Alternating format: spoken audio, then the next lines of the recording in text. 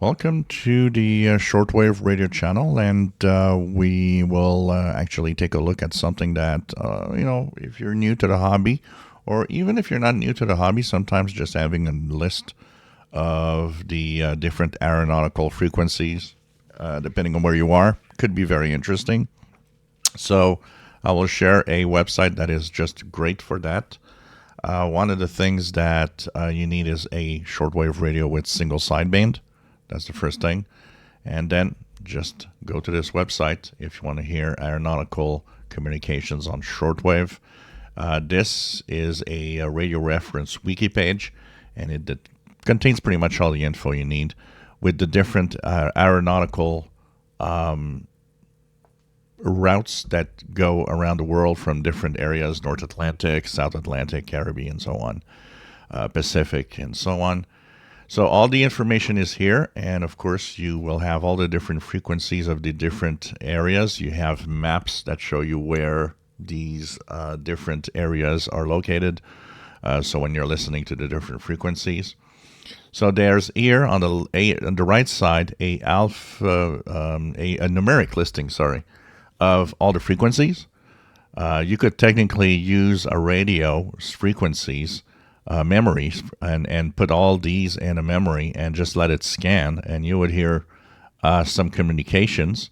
And of course you have the specific frequencies for different air traffic control stations.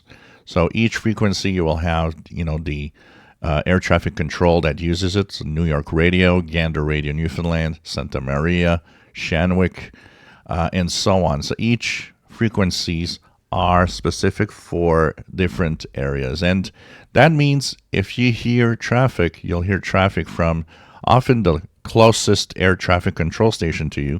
But remember that those frequencies, you can also hear the other stations if propagation is really good. So it's worth monitoring regularly and checking them out. So all the different frequencies for the aeronautical air traffic control stations from the North Atlantic, Caribbean, South America, or South Atlantic, you have the Pacific Oceans.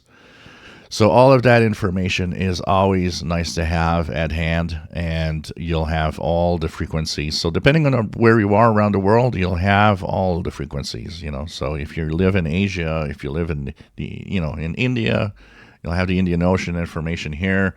If you live in South America, North America, in Europe, and so on, all of these frequencies, there are some activity you're going to hear in there. And if you hear tones, well, there's something called cell call.